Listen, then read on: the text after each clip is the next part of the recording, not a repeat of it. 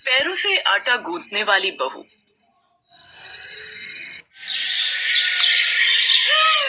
निहारिका को तरह तरह की कलाकारी करना बहुत अच्छा लगता था। वो रोज नई नई चीजें किया करती थी। एक दिन वो अपनी क्लास में बैठी हुई होती है और लेक्चरर बोलती है, निहारिका मैं बोर्ड पर नोटिस दे रही हूँ लेकिन तुम फिर भी कुछ नहीं लिख रही हो। इस तरह तुम क्या कर पाओगी, ये कोई बात है? नहीं मैडम, मैंने तो सारे नोट्स लिख लिए और कोई भी पॉइंट मिस नहीं किया है। तो तुम बोलना चाहती हो कि मैं झूठ बोल रही हूँ? कॉलेज में तुम यहाँ पर झूठ बोलने के लिए आती हो क्या? अगर तुम कुछ लिख रही होती तो तुम्हारे दोनों हाथ खाली कैसे होते? तभी उसके बगल में बैठी हुई उसकी दोस्त शुभाली बोलती है, अरे मैम, निहारिका बहुत ज्यादा यूनिक है। आपको नहीं पता कि ये हाथों के साथ साथ पैरों से भी लिखना जानती है। दरअसल कल इसके उल्टे हाथ में दर्द हो रहा था, इसलिए ये पैरों से लिख रही है। आप जरा नीचे फर्श पर देखिए तो।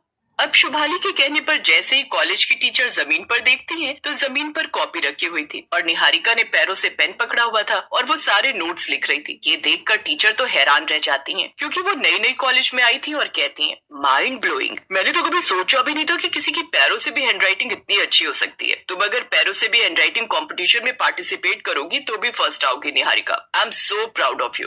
थैंक यू मैम, ये हुनर तो मुझ में बचपन से है, बस कभी घमंड नहीं किया। निहारिका के साथ पूरी क्लास के बच्चे उसके लिए खुश हो जाते हैं। ऐसे निहारिका घर आती है और घर आते ही कपड़े बदल कर खाना खाने के लिए बैठ जाती है। तभी उसकी माँ प्रतिमा आती है और कहती है, निहारिका, कल अगर तुझे कॉलेज में कुछ जरूरी काम नहीं है तो कॉलेज की छुट्टी कर ले। तुझे देखने के लिए लड़के वाले आ रहे हैं। मैं तो शादी के लिए कब से तैयार हूँ। आप मेरी शादी करवा दो, मुझे कोई भी एतराज नहीं है। वैसे भी अब शादी नहीं करूंगी तो कब करूंगी? जब बूढ़ी हो जाऊंगी तब, आपकी तरह। बहुत ज्यादा शरारती हो गई है तू। अपनी माँ से बात करने की तमीज भी नहीं है। क्या मैं तुझे बूढ़ी नजर आती हूँ? प्रतिमा भी निहारिका की बात को हंसी में टाल देती है। ऐसे ही अब निहारिका के लिए अगले दिन राहुल नाम के लड़के का रिश्ता आता है और राहुल की माँ निहारिका को देखकर कहती है, आपकी बेटी निहारिका तो बहुत सुंदर है प्रतिमा जी। और बताओ निहारिका बेटा, क्या क्या गुण है तुम में? पैरों से। निहारिका ने इतना बोला ही था कि तभी प्रतिमा बात को बीच में काटते हुए कहती है, जी मेरी बेटी पैर बहुत अच्छे दबाती है। दरअसल मेरे पैरों में दर्द रहता है तो यही मेरी मसाज करती है, इसलिए आप फिक्र मत कीजिए। जितनी ये सेवा मेरी करती है उतनी ही आपकी भी करेगी। भाई ये तो बहुत अच्छी बात है। पैरों में दर्द तो मेरे भी रहता। अगर ऐसी बहू आ जाएगी तो मैं खुद को सौभाग्यशाली समझूंगी जो मेरी सेवा करे। बस मुझे और क्या चाहिए। ऐसे ही रेनू अभी इस रिश्ते के लिए हाँ कर देती है और रेनू के बेटे और प्रतिमा की बेटी का रिश्ता पक्का हो जाता है। 2 महीने के अंदर दोनों की शादी हो जाती है और निहारिका अपने ससुराल आ जाती है। ससुराल में अगले दिन वो जैसे ही अपनी पहली रसोई की रस्म करने रसोई में जाती है तो खुद से कहती है, जल्दी जल्दी से सारे काम कर लेती हूँ, इससे पहले कि माँ जी उठ जाए। वैसे भी मेरी माँ ने मुझे साफ मना किया है कि मेरे ससुराल वालों को ये पता नहीं चलना चाहिए कि मुझे ज्यादातर काम पैरों से करने की आदत है।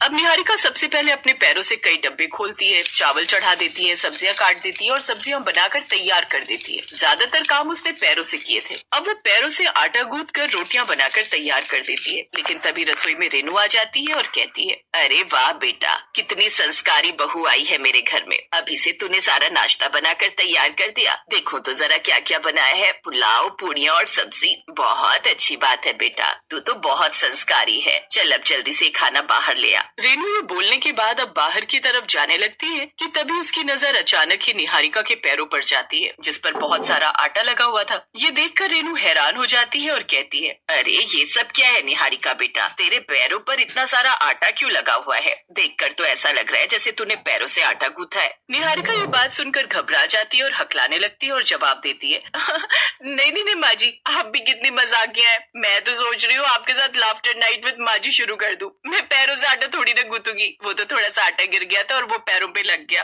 रसोई में मैं चप्पल पहन कर नहीं आती हूँ ना।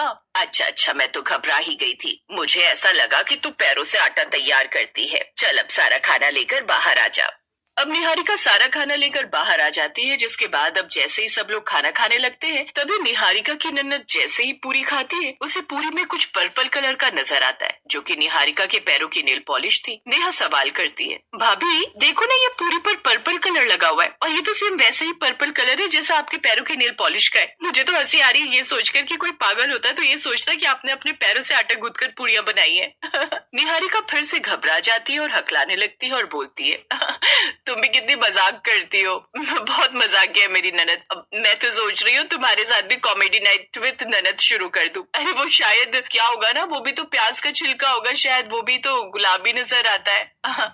निहारिका की घबराहट से उसके झूठ का साफ पता चल रहा था, लेकिन किसी को भी ये सपने में भी सोचने में डर लगता है कि कोई पैरों से आटा तैयार कर सकता है। ऐसे एक दिन जब घर में कोई नहीं था, तभी निहारिका रसोई में जाती है और खुद से कहती है, चलो जल्दी से, घर में कोई नहीं है, पैरों से आटा गूंथ कर तैयार कर देती हूँ, इससे पहले कि कोई आ जाए। अगर किसी ने मुझे पैरों से आटा तैयार करते हुए देख लिया तो बेकार में मुझ पर गुस्सा करेंगे। अब निहारिका फिर से पैरों से आटा गूंथने लगती है, लेकिन वो दरवाजा बंद करना भूल गई थी। अभी आटा आधा तैयार ही हुआ था कि उसकी सास रेनू और नेहा उसे आवाज लगाते हुए घर में घुस आते हैं। अरे निहारिका बहू, कहाँ है तू? नजर नहीं आ रही। माँ, आप कैसी बातें करती हो? भाभी कितनी ज्यादा मेहनती है, और कहाँ होंगी रसोई में, हम लोगों के लिए गर्मा गर्म खाना तैयार कर रही होगी अपने सुंदर सुंदर हाथों से। रेनू और नेहा की आवाज निहारिका तक नहीं जा पाती, क्योंकि वो आटा गूंथने में मगन थी। तभी रेनू और नेहा रसोई में आ जाते हैं। उसे पैरों से आटा तैयार करते हुए देखकर हैरान हो जाते हैं। रेनू तो बेहोश हो जाती है और नेहा कुछ बोल ही नहीं पाती। माफ कर दीजिए माँ जी, बहुत बड़ी गलती हो गई, मुझे माफ कर दो। नेहा, भूल जाओ तुमने जो भी देखा।